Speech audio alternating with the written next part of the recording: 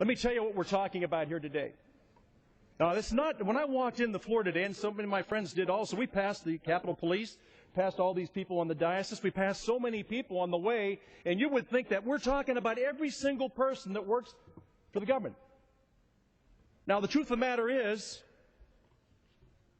that there are over 2.1 million people working for the government. Now, that doesn't include the Army, doesn't include the post office, that includes people out there. So the people that we're talking about, that we want to hold accountable, and my goodness, what an unusual effort for Congress to try and hold people accountable. Why in the world would you do that? Half of us wouldn't be back here. So we're talking about 0.4%. And as the President is fond of saying, just do the arithmetic. Just do the arithmetic. It isn't everybody that you talked about. It's not all these folks that are sitting here tonight. It's not the Capitol Police that we walk by. It's not the people that clean our offices every night. It's none of those folks. It's the senior executives. Now, these poor people are going to be under such great duress by this that they're probably going to get their resumes together, and that loud whoosh you hear is them running away from $199,000 a year jobs. Are you kidding me? You can't say that with a straight face, but how are we ever going to keep qualified people here? I got to tell you something. I got a lot of unemployed people back in Northwest Pennsylvania that will line up for these jobs. Now, the $199,000, of course, is the top of it, but the real kicker is they can't go over $230,000 with their bonuses. Now, these are people that are going to walk away from these jobs because we have the unmitigated gall to hold them accountable to the people who pay those wages, and that's the American taxpayers. That's who we're talking about. My goodness, have we fallen that far away from what this country was supposed to be? Now, here's all we're saying to them. And, you know, we came about this because in a hearing on the GSA, we asked about why is Mr. Neely on leave with pay? And the people at the GSA says, well, you see, you don't understand, Congressman. We don't have any mechanism to put them on leave without pay. I said, I've never heard anything like that. Of course, I haven't heard it because I come from the private sector. We don't do that in the private sector.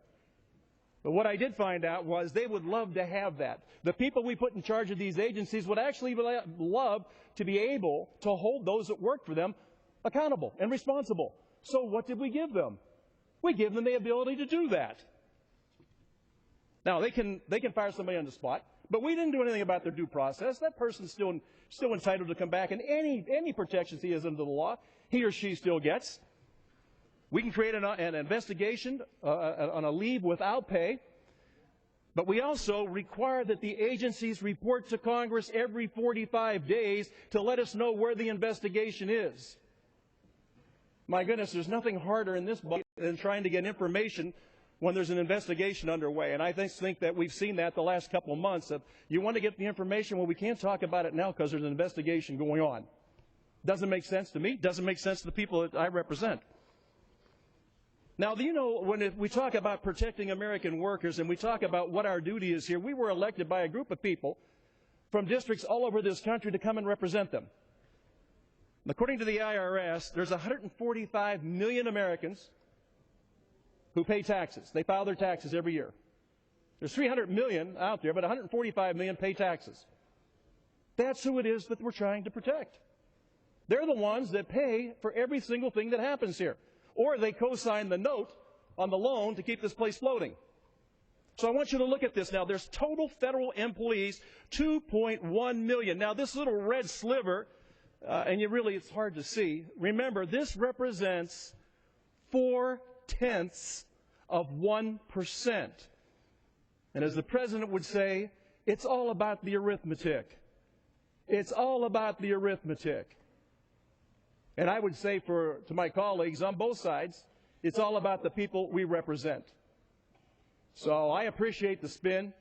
I appreciate the fact that you like to make every Capitol policeman think that he's unappreciated or she's unappreciated, or that everybody that works in our office is unappreciated, that everybody from the private sector that works for this great nation is unappreciated. But you know it's not true.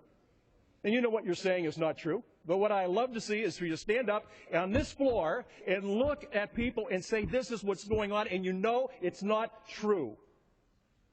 You absolutely know it's not true, but you say it anyways. And why? Because it wears well.